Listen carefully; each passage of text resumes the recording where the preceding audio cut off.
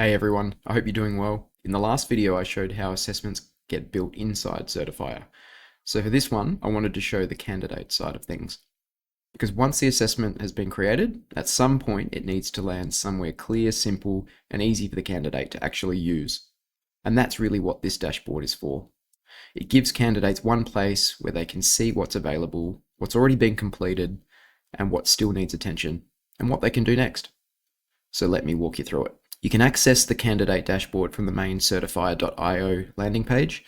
Clicking the login button up the top, and the top nav bar will give you the option of the candidate login or the admin login. For this video, we're going to use the candidate login. So once you enter your credentials, this is the candidate dashboard you're greeted with inside Certifyr. And right at the top, you've got the main header.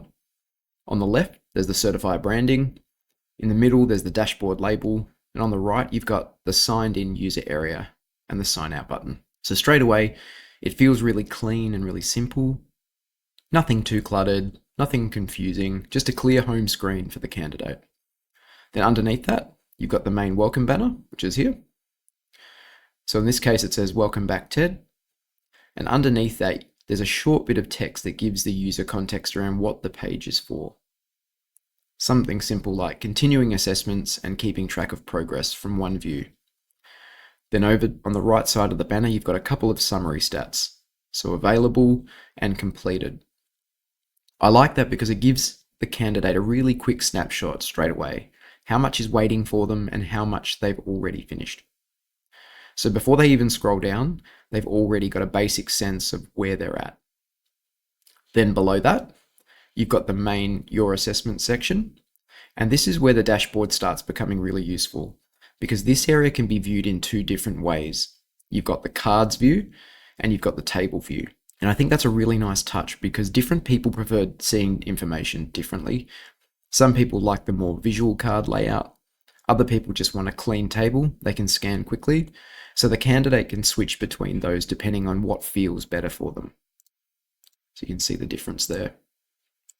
So first, looking at the card view, you can see the available assessment section. Each assessment gets its own card, and each card gives the candidate the key information they need without making them open anything first.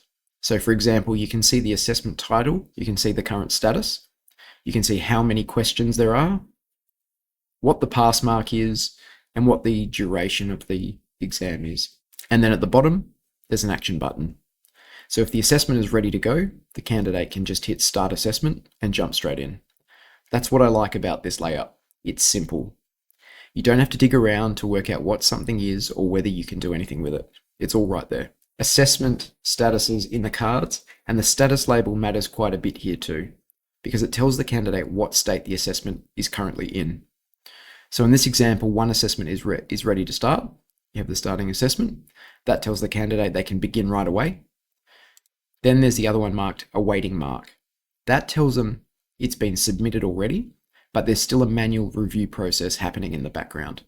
And I think that this is important because it removes uncertainty. The candidate doesn't have to guess what's going on. They can see it clearly from the dashboard. Then the action buttons change depending on the assessment state. If something's ready, the button lets them start it. If it's awaiting marking, the button reflects that and makes it clear that there's nothing more for the candidate to do right now. So that's a small thing, but it makes the whole experience feel a lot clearer. The dashboard is guiding the candidate instead of making them interpret the workflow themselves. So then underneath that, the available assessments. Then underneath the available assessments, you've got the archive section, which is here. And this is where completed assessments sit. So rather than mixing completed items with the active ones, they get separated out cleanly. So that keeps the dashboard a lot tidier. And in the archive card, you can see things like the assessment title, the results status, the final score, the number of questions, the pass mark, the duration, and then at the bottom there's a view report button. So once an assessment is complete, the candidate can go back and review the outcome without cluttering up the active part of the dashboard. And I think that separation makes a lot of sense. So it brings up what their score was, did they qualify, did they pass, and they get a detailed breakdown. Then if I switch across to the table view, the same information is presented in a more compact format. And this is great for candidates who just want a quick overview. So here you've got columns for assessment, status, questions, required, pass mark, duration, and action. And again, I like this because it keeps things really obvious and really simple. You can just scan down the list and understand what's going on pretty quickly. So rows and statuses in the table. So for each row, the candidate can see the assessment name, a short bit of supporting context underneath, the status, how many questions are in it, the required pass mark, how long it takes, and then what they can actually do next. So if it's available, there's a start button. If it's awaiting marking, that shows clearly too. And if it's already been completed and passed, then there's an option like review result. So they can view their score historically. So whether you're in the cards or the table view, the core idea is exactly the same and the access to information is exactly the same. So the candidate can see the assessment lifecycle clearly. They can see what's ready, what's in progress, what's waiting on a mark, and what's already completed basically. So I think having both views is really nice and really useful. You know, the card view feels a bit more visual and a bit more approachable, and the table view is a bit more compact and a bit more admin friendly. So instead of forcing everyone into one layout, the dashboard gives them both and it gives them a choice. It's a simple thing, but it makes the experience feel more flexible. And really, that's the main point of this dashboard.